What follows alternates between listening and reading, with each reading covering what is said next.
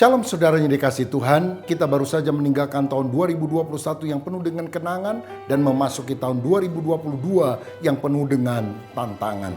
Tahun ini kita sebut sebagai tahun kesehatan rohani, the year of spiritual health. Mengapa?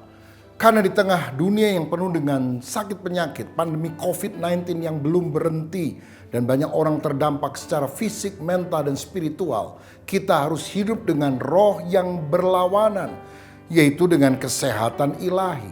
Dan semuanya harus dimulai dari kesehatan secara spiritual. Relasi dengan Tuhan melalui doa, pujian, penyembahan, dan firman harus dibangun dengan baik. Kasih mula-mula harus bergelora kepada Tuhan.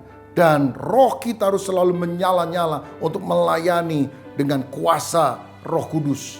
Dan saya yakin kalau kesehatan rohani kita miliki, maka kesehatan jiwa, kesehatan emosi kita juga dapatkan. Batin kita menjadi teguh. Tantangan boleh datang, tapi kita akan tetap memiliki damai sejahtera. Karena kita akan bersikap positif, beriman kepada Kristus. Tubuh fisik kita juga akan sehat. Saudara, selebihnya maka itu akan menyangkut pada aspek yang lain. Tuhan akan memberkati kita juga dengan kesehatan keuangan. Keluarga kita menjadi sehat. Dan gereja pun akan menjadi sehat. Apa ciri gereja yang sehat? Salah satunya, gereja itu akan berkembang. Baik secara kuantitas maupun secara kualitas. Dan terjadi multiplikasi. Pertambahan bukan hanya jumlah jemaat, tapi jumlah gereja. Karena itu tahun ini saya dorong setiap gereja lokal punya visi. Targetkan satu gereja, satu cabang. Satu gereja, satu cabang. Kita harus merintis gereja-gereja baru agar visi 10.000 GBI itu bisa terlaksana di dalam masa kehidupan kita ini.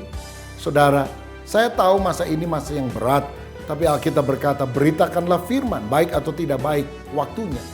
Justru di tengah orang-orang kebingungan, mereka mencari Tuhan. Dan kita bisa memenangkan mereka dengan Injil Yesus Kristus yang kita sampaikan secara langsung, on-site, live, maupun secara online melalui sosial media.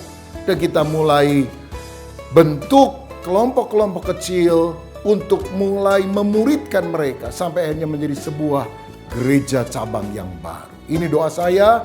Biarlah tahun ini menjadi tahun kesehatan rohani bagi kita. Dan dari spirit mengalir pada aspek-aspek yang lain. Kita memuliakan Tuhan Yesus Kristus. Tuhan memberkati kita. Amin.